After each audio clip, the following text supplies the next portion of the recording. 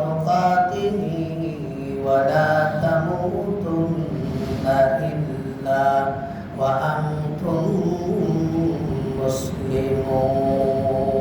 مسلمون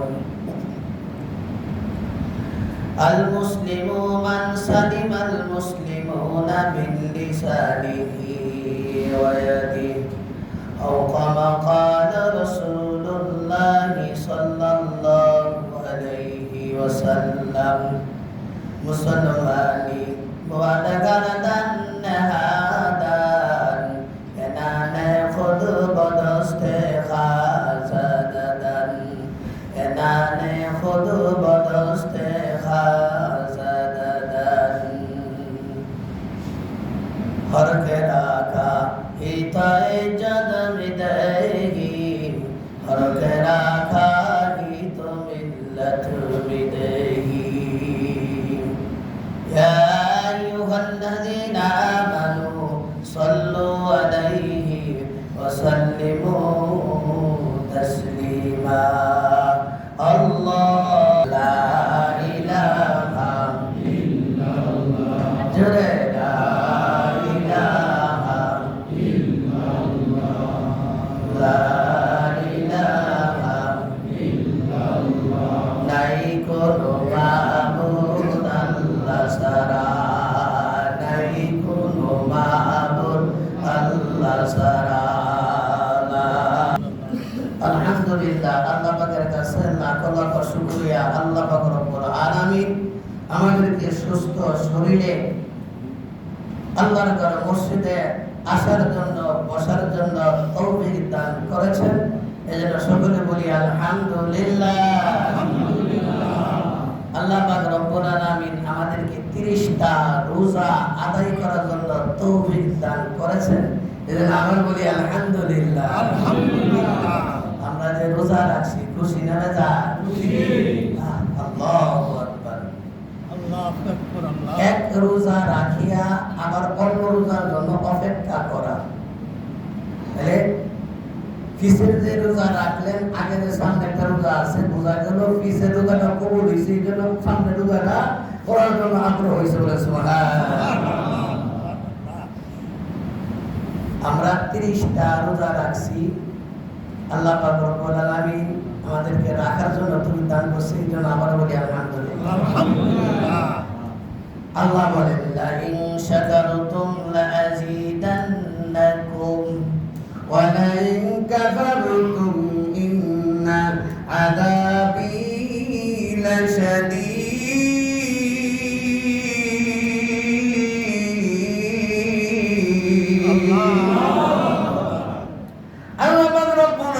বলেন যে ব্যক্তি আমার নিয়ামত পায়া শুকর আদায় করবে তার নিয়ামত আমি আল্লাহ বেশি করে বাড়াইয়া দেব বেশি করে কে বাড়াই দিবে আল্লাহ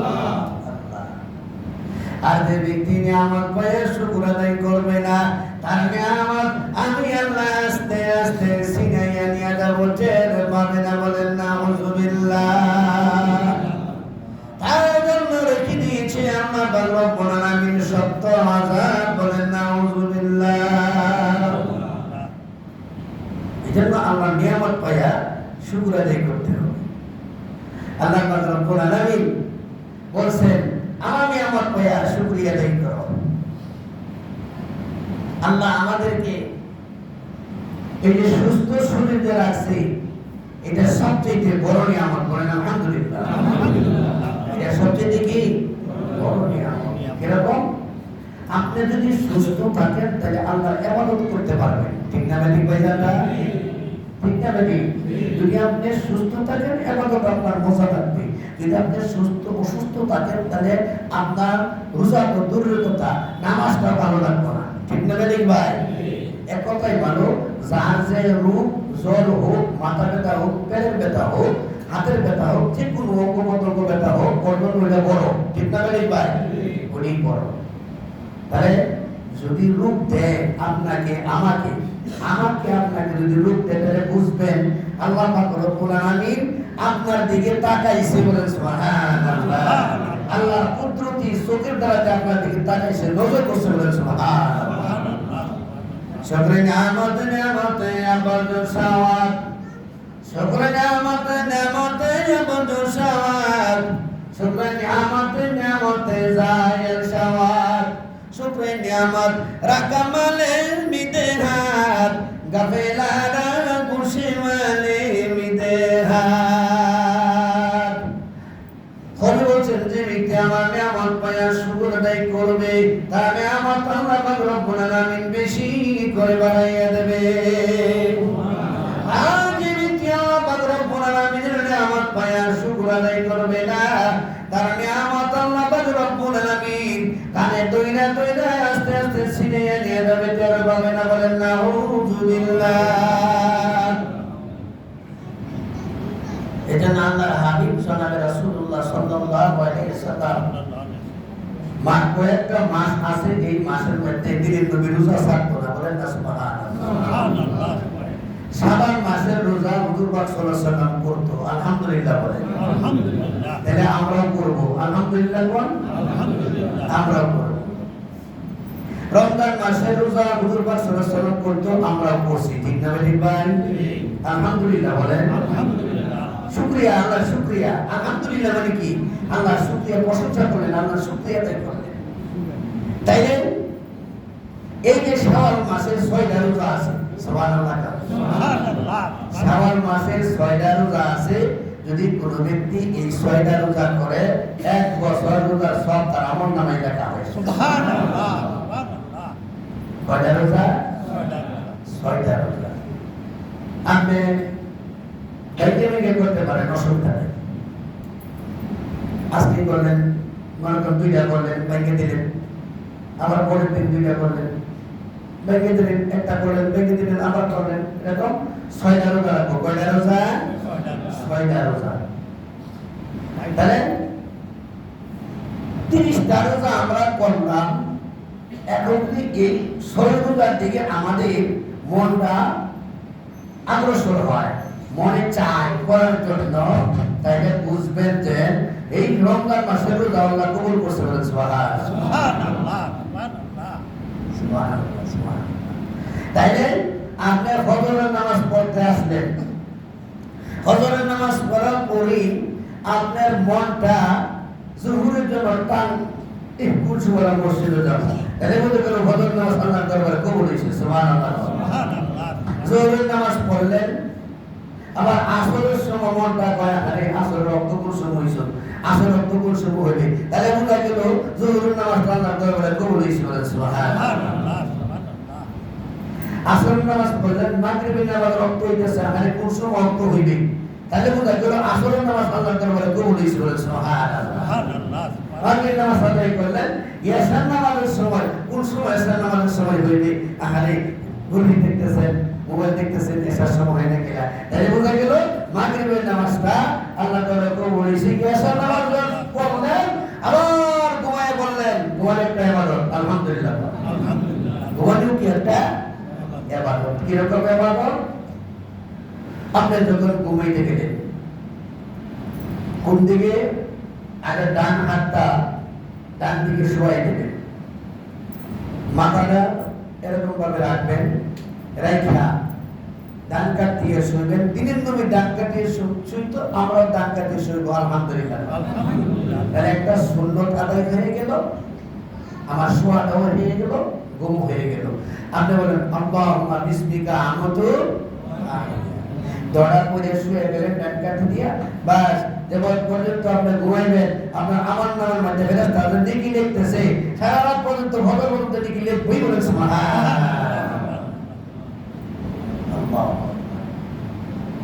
আপনি যদি তাহাজ্জুদ করেন তাহলে হবে না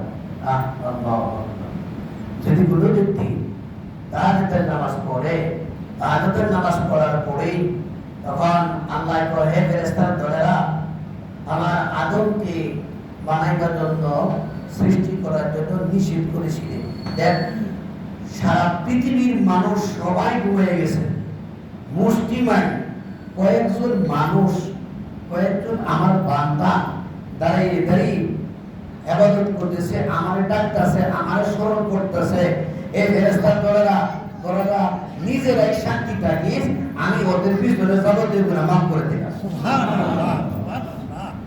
হাদিসের মধ্যে আছে মান বাকা মিন খাশিয়াতিল্লাহ, মান বাকা মিন খাশিয়াতিল্লাহ হারামাল্লাহু তিলকা আইনান নার। যদি কোনো ব্যক্তি আল্লাহর ভয়ে এক ফোঁটা চোখের পানি বাইর করবে, আল্লাহ পাক রব্বুল আলামিন ওই পানি যতন করে রেখে দেবে, তখন তোমার জাহান্নামের অর্ডার হয়ে যাইবে। আল্লাহ পাক রব্বুল আলামিন বলবে, হাবিব ওইটাকে এক চুল পানি লাও। যখন এক চুল পানি হাতের মধ্যে দেবে, ওই তখন জাহান্নামের আগুনের মধ্যে শিক্ষা দিবে, সঙ্গে সঙ্গে জাহান্নামের আগুন নির্বাপিত হয়ে যাবে। তখন জিজ্ঞাসা করবে, এটা কিসের পানি? আল্লাহ পাক রব্বুল আলামিন বলবে, হুজুর ওইটা হইল আমার বান্দার চোখের পানি।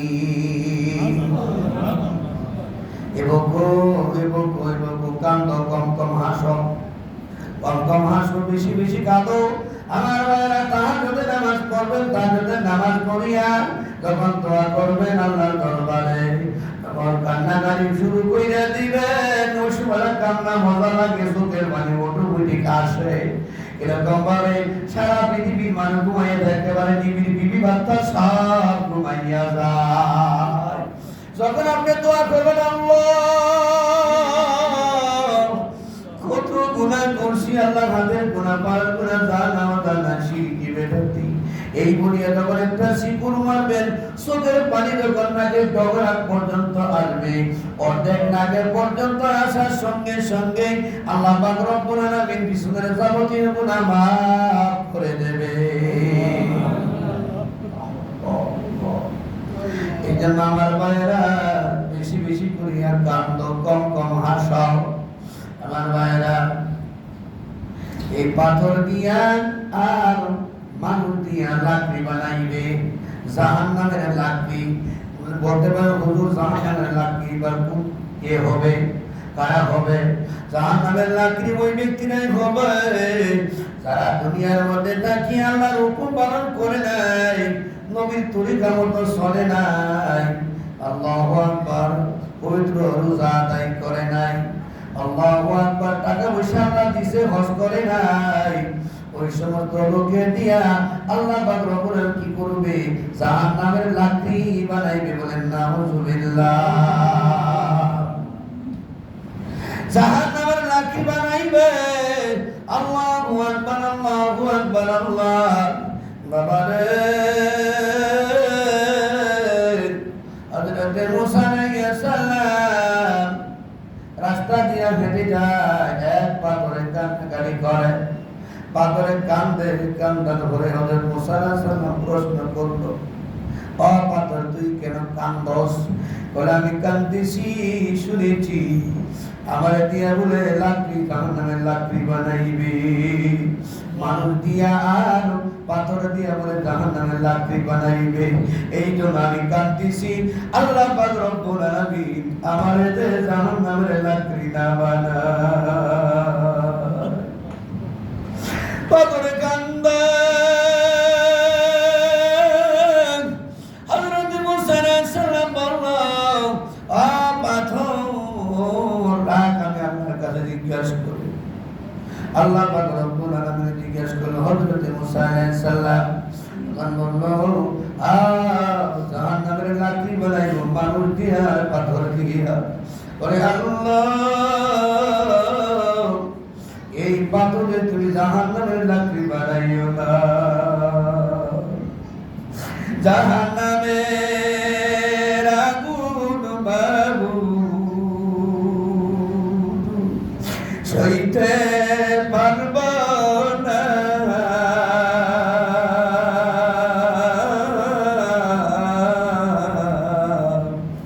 দুনিয়াতে নৌকা দায়া আখেরে কা তাইও না,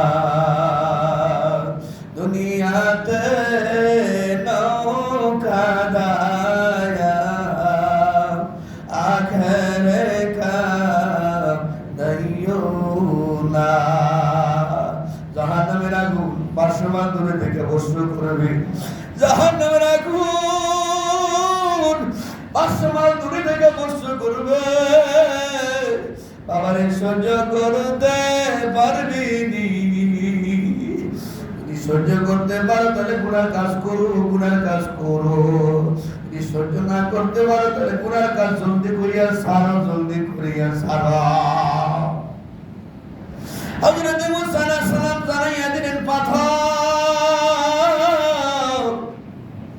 তোরে দিয়া লাকড়ি বানাবি না, তুই কান্না বন্ধ কর। হযরত মুসা আলাইহিস সালাম এই বলিয়া চলে গেছে। আর কাজ সারলো, কাজ সারিয়া ছেড়ে পাথর আবার কান্না শুরু করেছে। পরে মুসা আলাইহিস সালাম বলে, রে পাথর, আল্লাহ পাক রব্বুল আলামিন তো বলছে তোরে জাহান্নামের লাকড়ি বানাবে না, আর তুই কেন কাঁদছ? পাথরে বলতেছে, মুসা,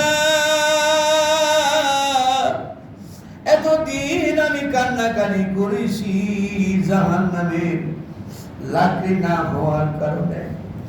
এখন আমি কাঁদতেছি আমার আল্লাহ পাক রব্বুল আলামিনকে হাত করার জন্য। এই জন্য আমার ভাইরা, যতই আপনি কান্নাকানি করবেন, চোখের পানি বাহির করবেন, আল্লাহর ভয়ে, জাহান্নামের ভয়ে কান্নাকানি করবেন, আপনার পিছনের গুনাহ মাফ হইতেই থাকবেন। সুবহানাল্লাহ। এই জন্য আমার ভাইরা, গুনাহ যে কোনো জায়গার মধ্যে গুনাহ করছেন, গুনাহ থেকে তাকিয়ে আল্লাহর কাছে তওবা করবেন। আল্লাহ পাক রব্বুল আলামিন আপনাকে মাফ করিয়া দিবে।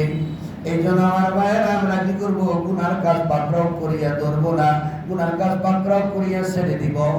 গুনার কাজ করতে যাব, মনে চাইলে গুনার কাজ করব, করতে চাইবো, আবার ফিরে আসবো। সুবহানাল্লাহ। গুনার কাছে দেখে যদি আপনি ফিরে আসেন, আপনি জিহাদ করলেন। সুবহানাল্লাহ। জিহাদ খালি একটা নাই, যুদ্ধের মধ্যে গিয়ে জিহাদ করে, এটা জিহাদ করা হয় না। এরকম ভাবে আমার ভাইরা লক্ষ্য করিয়া শুনেন, আমার ভাইরা, আমার বন্ধুরা,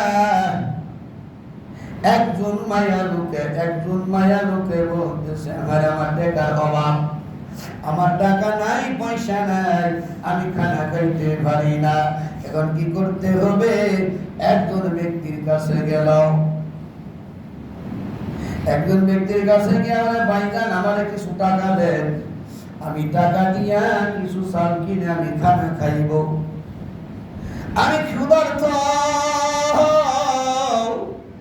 তখন বলে, শর্ত আছে।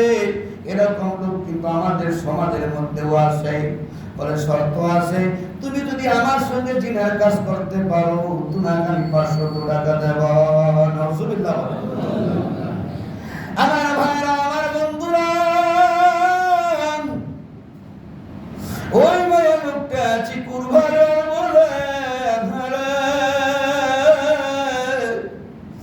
আরে অভাবগ্রস্ত মানুষ, আমার টাকা নিতেই হইবে, আমি ক্ষুধার যন্ত্রণা সহ্য করতে পারি না। ঠিক আছে ভাইজান, আমি জিনার কাজে লিপ্ত হবো, তো 500 টাকা আমাকে দেন। 500 টাকা দিয়ে দিলাম।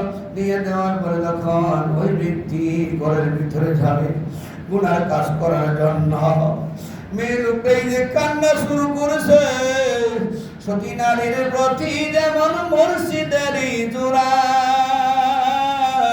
অসতী নারীর প্রতি ভাঙ্গা নামের গোড়া, অসতী নারীর প্রতি ভাঙ্গা নামের গোড়া। ওই মেয়ে লোকটা কান্না শুরু করেছে, আরে আল্লাহ, আজকে টাকার কারণে আমি মান সম্মান বিলীন করে দিতেছি। আল্লাহ রে, দুই চোখের পানি ছেড়ে দিয়ে কান্দে।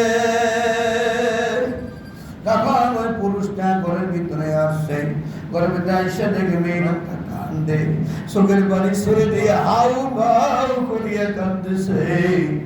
বলে, তুমি রেডি হয়ে যাও। মেয়ে লোকটা কান্দে, ওই পুরুষটা বলে, তুমি রেডি হয়ে যাও। আল্লাহু আকবার, আল্লাহ। নির্জনে তুমি কাজ করতেছো, ওখানে আল্লাহ পাক রব্বুল আলামিন দেখে নাকি? আপনারাই বলেন, আরো জোরে বলেন, দেখে নাকি? ইন্নাল্লাহা সামিউম বাসীর।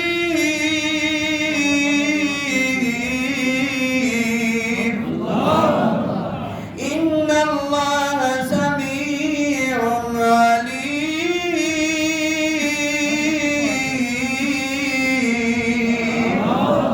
আল্লাহ পাক রব্বুল আলামিন দেখে শুনে সব কিছু জানে।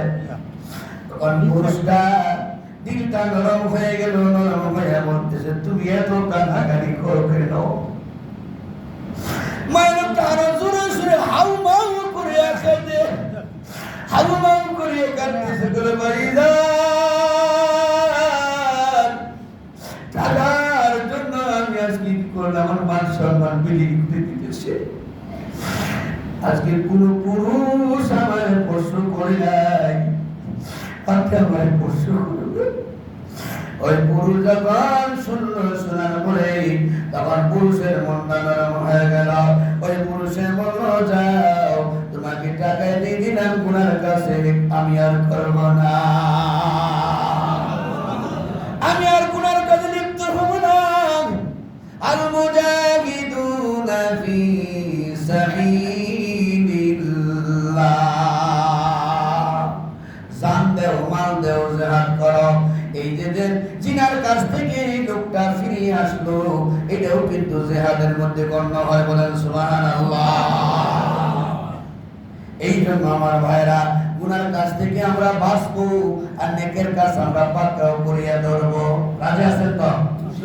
আলহামদুলিল্লাহ। এই জন্য আমরা এই শাওয়াল মাসে 6টা রোজা আছে, আমরা 6টা রোজা করব।